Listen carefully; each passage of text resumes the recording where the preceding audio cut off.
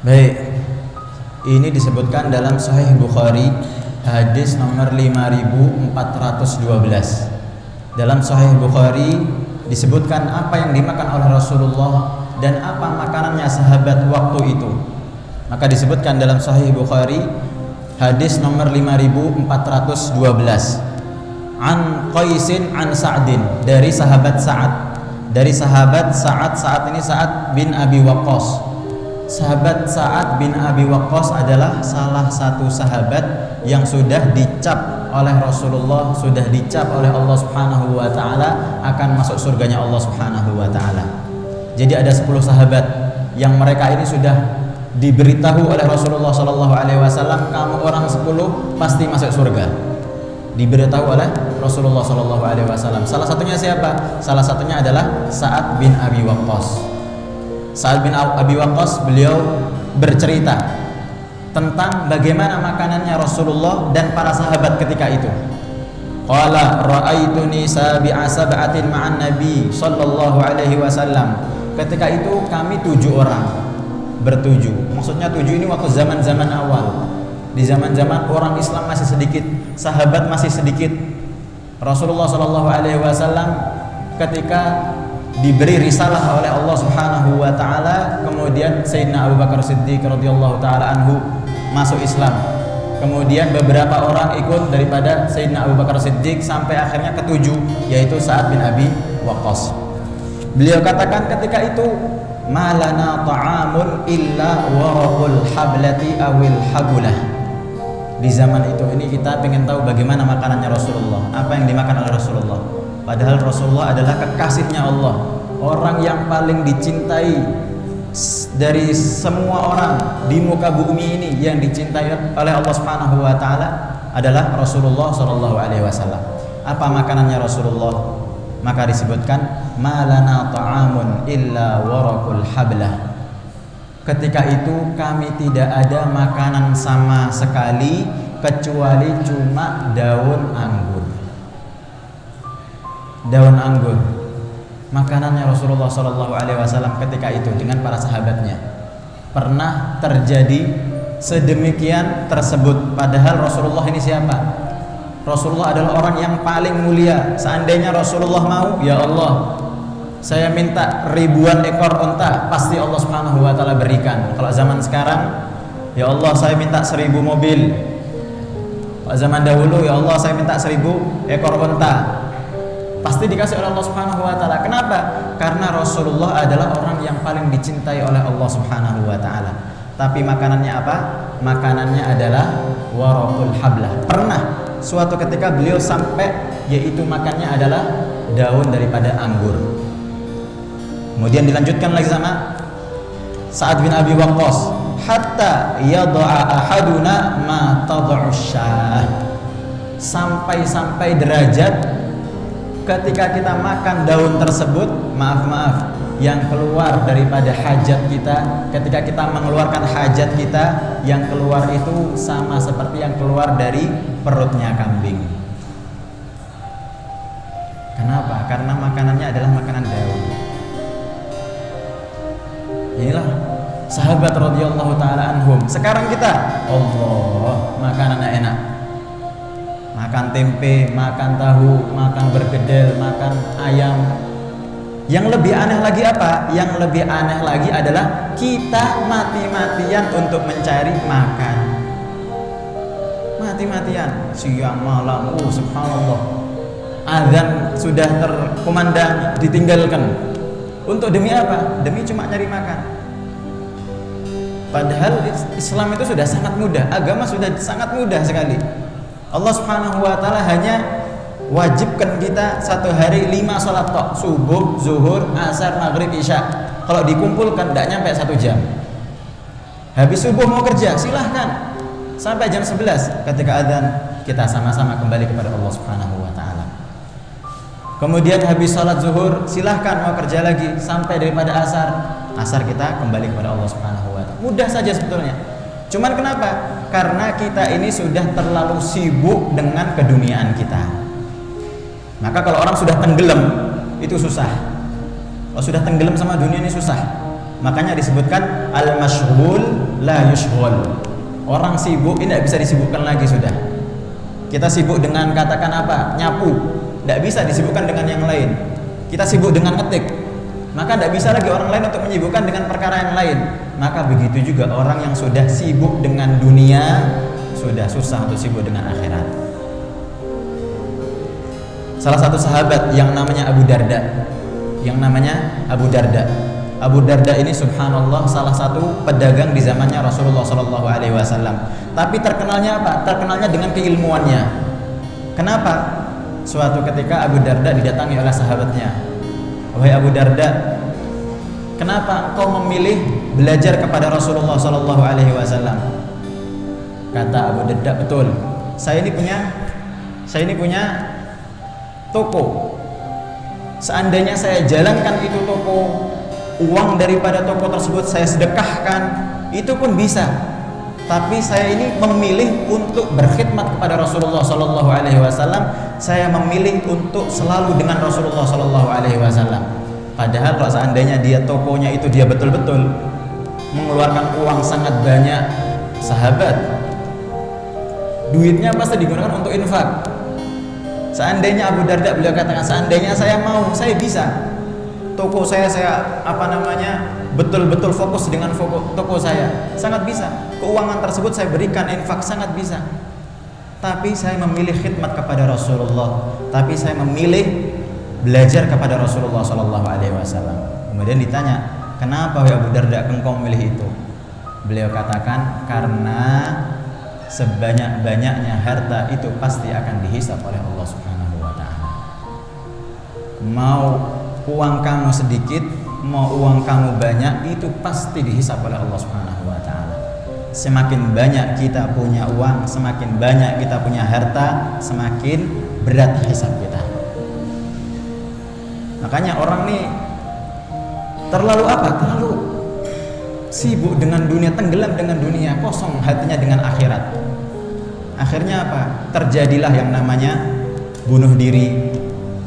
Kenapa? Karena keinginannya terlalu banyak, keinginan keduniaannya terlalu banyak, nggak nyampe situ, sudah putus asa, bunuh diri. Tapi lihat orang-orang yang masya Allah, sahabat, tidak ada cerita sahabat bunuh diri. Padahal makannya apa? Makannya seadanya. Apa yang ada dimakan. Bahkan suatu ketika ada salah satu sahabat, ketika sudah Rasulullah Shallallahu Alaihi Wasallam meninggal, Rasulullah sudah meninggal. Kemudian sahabat ini berdakwah ke sebuah kota. Ketika sampai di kota tersebut, diberikan makanan yang sangat enak. Dikatakan bahwasanya daging bakar, memang daging kambing atau daging unta, intinya daging bakar. Maka kemudian sahabat tersebut menangis. Ditanya, wahai sahabat, kenapa engkau menangis? Beliau katakan, saya ini teringat ketika dengan Rasulullah Shallallahu Alaihi Wasallam ini makanan saya nggak seperti ini. Makanan saya tidak seperti ini. Nah sekarang kita ini masya Allah, makanan masya Allah, alhamdulillah. Ini bedanya orang dahulu dengan kita sekarang. Orang dahulu makannya seadanya, tapi ibadahnya masya Allah. Rasulullah yang sudah dijamin sama Allah masuk surga, pasti masuk surga. Tapi apa yang dilakukan oleh Rasulullah?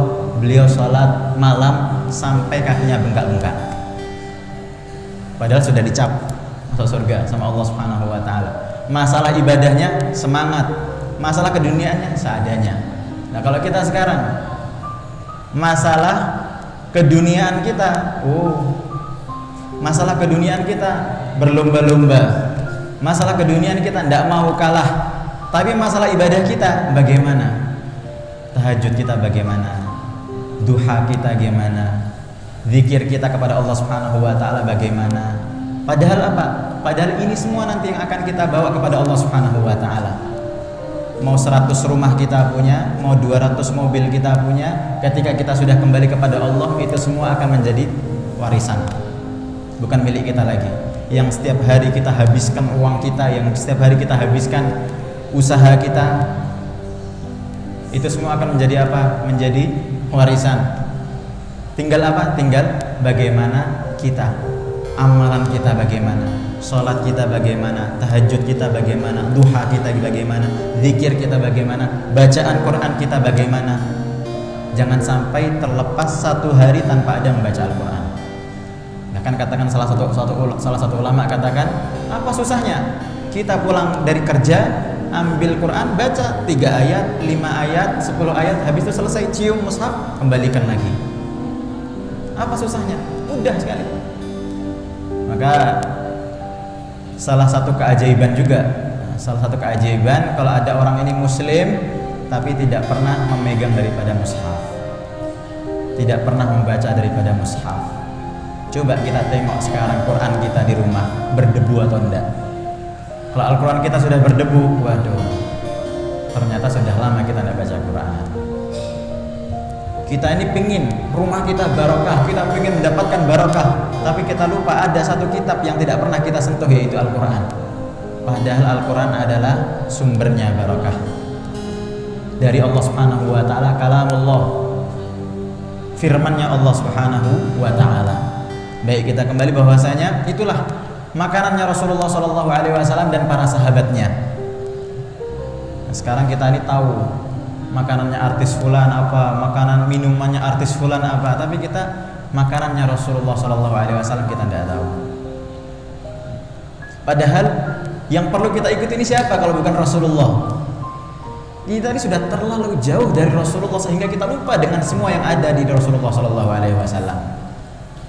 Terlalu sibuk dengan melihat kekayaan orang, melihat artis fulan, tapi kita lupa dengan Rasulullah SAW. Padahal nanti ketika di mahsyar, kita mau datang ke artis atau kita mau datang kepada Rasulullah? Yang bisa menyelamatkan kita artis ataupun Rasulullah? Ikuti Rasulullah SAW. Makanya itu kita setiap seminggu sekali aja, tidak usah banyak-banyak, kita meneladani bagaimana kehidupannya Rasulullah SAW. Dan begitu juga ulama-ulama dahulu, makanannya selalu sedikit. Bahkan dikatakan Al-Imam Al-Bukhari, Imam Bukhari, beliau ini makanannya sedikit, bahkan sampai satu hari nggak pernah makan cuma kurma makan kurma. Al-Imam Al-Auza'i, salah satu ulama terkenal, beliau ini dalam 1 bulan ke kamar mandi cuma 1 kali Kenapa? Karena sedikit makannya, sibuk dengan ilmu, sibuk dengan ibadah, sibuk dengan zikir. Kenapa? Karena tahu bahwasanya dunia ini tempat apa? Tempat menyiapkan amal. Mau tidak mau berapapun umur kita, pasti kita akan kembali kepada Allah Subhanahu wa ta'ala. Pasti, tidak mungkin tidak. Sekarang subhanallah, banyak layu. Kalau kita di masjid kita sekarang, hampir setiap hari salat gaib. Kita harus bayangkan suatu saat pasti kita akan disolatkan. Pasti, tidak mungkin tidak. Sudah siap atau belum? Kalau belum siap ya sekarang waktunya kita untuk menyiapkan tersebut. Kalau sudah masuk kubur, ya sudah, tidak ada lagi, nggak bisa kembali lagi kita ke dunia. Jadi ini bocoran, ini soal bocoran kubur, kisi-kisi. Bahwasanya nanti di kubur ditanyain ini masalah amalan, siapkan kita punya amalan. Sehingga apa? Sehingga kita dalam kubur kita merasakan ketenangan. Malam pertama kita di kubur merasakan ketenangan, merasakan kenyamanan. Kenapa? Karena kita sungguh-sungguh di dalam dunia ini. Apa yang kita dapatkan nanti? Man yazra yahsud. Siapa yang bercocok tanam, maka dia akan mendapatkan apa yang dia tanam tersebut. Panennya yaitu. Maka kita masih di sini ini jangan sibukkan dengan perkara-perkara makan. Makan sudah alhamdulillah, apa yang ada sudah alhamdulillah, tidak usah berlebih-lebihan. Bahkan disebutkan dalam satu kitab, kalau kita punya anak, usahakan jangan pernah berikan anak kita makanan yang enak terus, tuman jadinya. Kalau bisa dalam 1 minggu sekali berikan dia makanan yang biasa, atau berikan nasi sama kerupuk. Supaya apa? Supaya dia ini merasakan bagaimana betul-betul dunia itu bukan tentang makan tok. Agar dia ini tahu bahwasanya kita di dunia ini maksudnya adalah maksud yang sangat tinggi, yaitu bagaimana menyempurnakan amal kita. Ada salah satu syekh di Yaman, beliau ini makannya kurma juga. Setiap makan kurma dibuang bijinya ke bawah. Makan kurma bijinya ke bawah. Setelah selesai makan kurma, dilihat bijinya berapa. Oh, bijinya 15. Habis itu sholat sunnah 15 rakaat.